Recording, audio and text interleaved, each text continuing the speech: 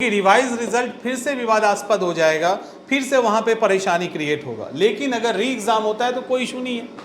तो के प्रोसेस पे रोक लग जाना कि क्या होता है, रिवाइज रिजल्ट, री एग्जाम, जांच, एक्स्ट्रा रिजल्ट या कुछ भी नहीं।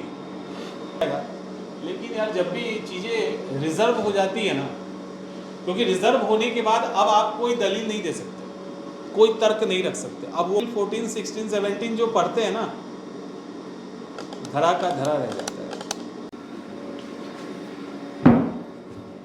हेलो चैंपियन, कैसे हैं आप? बीपीएससी 70, ये बीपीएससी के इतिहास का या बिहार के छात्रों के इतिहास का जितना बड़ा एग्ज़ाम है, इतिहास में ऐसा कभी नहीं हुआ। उसी तरह से इसने जो विवाद पैदा किया है वो अभी तक के इतिहास में बिहार लोक सेवा आयोग के लिए कम से कम नहीं हुआ है। अब फुल स्टॉप लगता है इस विवाद का या ये कॉमा होता है, ये नहीं पता। फुल स्टॉप या कॉमा तो हाईकोर्ट के निर्णय पे होगा, लेकिन एक पड़ाव तक ये पहुंचता हुआ दिख रहा है। अब लेट्स सी क्या होता है, क्योंकि आपको पता है बच्चों की तरफ से जितने एडवोकेट थे, आयोग की तरफ से जो थे, इन दोनों के बीच में जितना डिस्कशन होना था कोर्ट के सामने वो सारा हो चुका। जज साहब सब कुछ सुन लिए, बड़ा मुद्दा था, बहुत सारे सब्जेक्ट थे, सबको समाप्त करके उन्होंने डबल बेंच में सुनवाई हुई और आज वो सुनवाई फाइनली पूरी हुई। डिसीजन रिजर्व रखा गया है, कारण है क्योंकि ये एक ऐसा केस है जिसमें कई मुद्दे हैं, तो हाईकोर्ट के द्वारा डिसीजन को ऑब्वियसली रिजर्व रखना तो बनता ही है ना। अब वो एक एक मुद्दे को देखेंगे, उसके अकॉर्डिंग ऑर्डर पास होगा। अब सवाल है कि ये जो ऑर्डर पास होगा, अच्छा इसमें जितना डिस्कशन हुआ, जो भी हुआ, आपने अगर ठीक से देखा होगा तो आयोग अपने आप को क्लीन चिट दे रहा है हर जगह। उनके हिसाब से थोड़ी बहुत हुई है वो माइनर है, और जनरल जो बच्चे हैं वो ऐसा ही हमेशा कहते हैं। मतलब आज भी बच्चे कहीं ना कहीं नॉन सीरियस हैं, आयोग वहीं पे है। आयोग टस से मस नहीं हुआ। आयोग के एडवोकेट के द्वारा जो भी चीज़ें कही गई उसमें हर एक बड़े से बड़े मुद्दे को काफ़ी जनरलाइज करने की कोशिश की गई, और उनका मतलब इस तरफ रुझान था कि ऐसा होता ही है, बच्चे ऐसा कहते ही हैं। ठीक है, ये बात। और यहाँ पे एविडेंस दिया जा रहा है।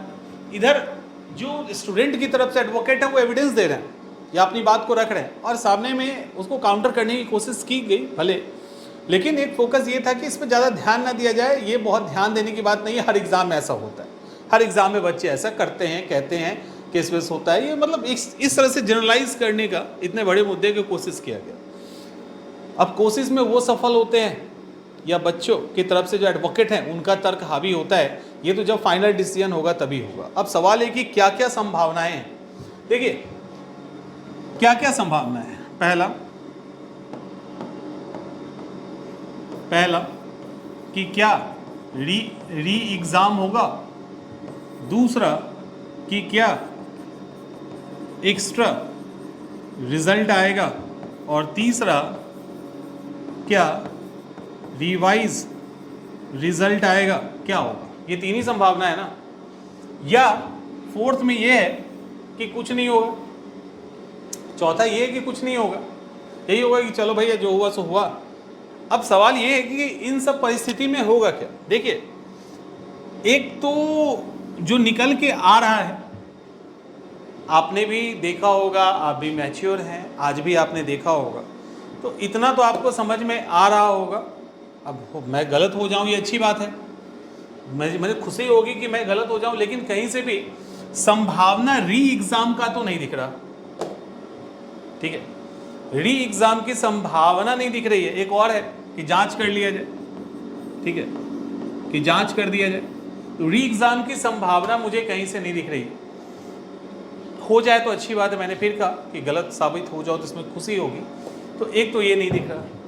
दूसरा, रिवाइज रिजल्ट आसान नहीं है देना, ये भी बहुत ही प्रैक्टिकल चीज़ें हैं, इसको आपको समझना पड़ेगा। रिवाइज रिजल्ट से आसान है री एग्ज़ाम लेना, रिवाइज रिजल्ट देने से आसान है री एग्ज़ाम लेना, क्योंकि जब रिवाइज रिजल्ट आएगा और जब क्वालिफाइड बच्चे डिसक्वालीफाई होंगे फिर से केस होगा। और अक्सर नहीं, लगभग 99.99% मैटर में ये देखा जाता है कि एडिशनल रिजल्ट देने का रिवाज है, इसीलिए कि अब जो बच्चे पास हो गए तो वो पास हो चुके हैं, तो उनको फेल करके नए बच्चों को डालने की बात अमूमन कोर्ट इस पे डिसीजन नहीं देती है। यहाँ भी इसकी संभावना नहीं है। ठीक है, अगर मुझे लगता है रिवाइज रिजल्ट की बात होगी तो उससे ज़्यादा बढ़िया वो री एग्ज़ाम कंडक्ट करवा लेंगे, क्योंकि रिवाइज रिजल्ट फिर से विवादास्पद हो जाएगा, फिर से वहाँ पे परेशानी क्रिएट होगा। लेकिन अगर री एग्ज़ाम होता है तो कोई इशू नहीं है। तो री एग्ज़ाम की संभावना न के बराबर दिख रहा है। रिवाइज रिजल्ट इसलिए नहीं क्योंकि उससे जो पास किए वो बाहर आ जाएंगे, और ऐसा नहीं होता है। जितने भी आप निर्णय देखोगे ना, वहाँ पे ऐसा नहीं होता है कि रिजल्ट को यूं ही रिवाइज करवा दिया जाए, तो वो नहीं होगा। एविडेंस कितना भी रहेगा तो ये सामान्यता नहीं होता है। अब एक सवाल रहा एक्स्ट्रा रिजल्ट, अब क्या होगा ये नहीं पता, ये तो कल होगा, जब भी निर्णय आएगा तब होगा, क्योंकि निर्णय तो अच्छा खासा आएगा। अब एक संभावना यहाँ पे बन रहा है एक्स्ट्रा रिजल्ट का, दूसरा संभावना बन रहा है जांच का। तो जिस तरह से री एग्ज़ाम को लेकर कोई खास चीज़ें उस तरफ जाती हुई नहीं दिखी, उसी तरह से जांच की तरफ भी चीज़ें जाती हुई नहीं दिख रही। कि ऐसा नहीं कि सीबीआई से जांच करवा दे, क्योंकि सीबीआई से जांच करवाना या कुछ ऐसा होने का मतलब है मेंस के प्रोसेस पे रोक लग जाना। तो कहीं से भी मतलब 5 है ना, 6 नंबर में स्टे डाल दीजिए, तो कहीं से भी ये स्टे लगना, जांच, री एग्ज़ाम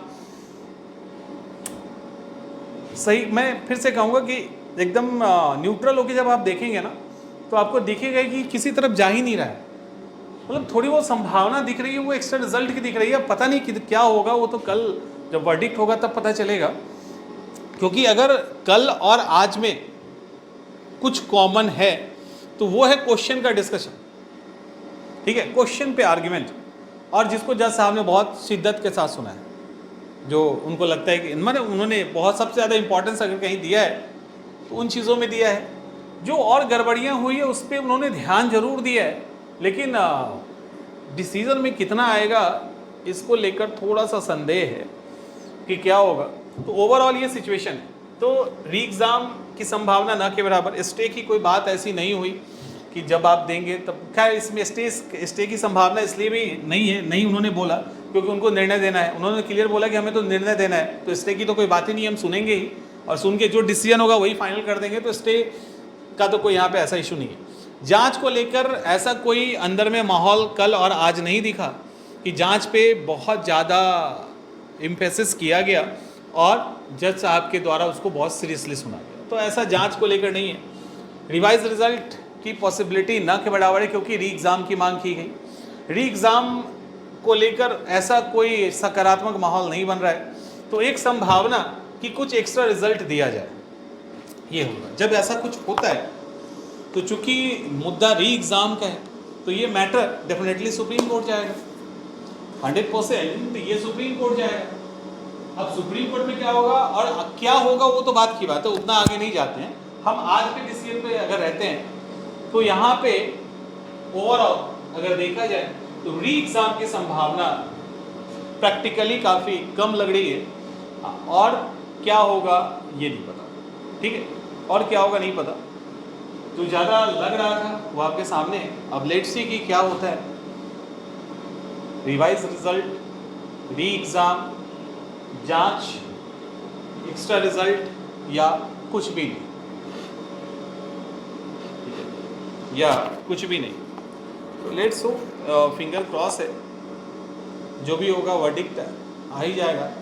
लेकिन यार जब भी चीज़ें रिजर्व हो जाती है ना, क्योंकि रिजर्व होने के बाद अब आप कोई दलील नहीं दे सकते, कोई तर्क नहीं रख सकते। अब वो हो गया रिजर्व।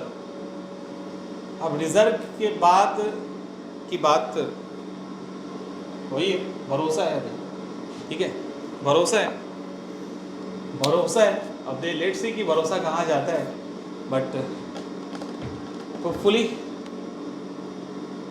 कुछ नहीं कह सकते। क्या कहें इस पर, मतलब आप सोचो ना कि इस पर कभी कभी बड़ा अजीब लगता है। सारा आर्टिकल 14, 16, 17 जो पढ़ते हैं ना, धरा का धरा रह जाता है। ये सीखने की चीज़ है। प्रैक्टिकल एंड थ्योरी में अंतर होता है। लंबे लंबे बात करने से काम नहीं चलता है। जब आप उतरते हैं आपके पास सारा हथियार है और हो सकता है वो सारा हथियार रखने के बाद भी आप हार जाए, दलील देते रहे किताब में ये लिखा है, वो लिखा है, वो लिखा है, तो इसके अकॉर्डिंग ऐसा होना चाहिए, इसके पहले वो निर्णय हुआ, ऐसा निर्णय हुआ, लेकिन प्रैक्टिकल में कुछ भी हो जाता है।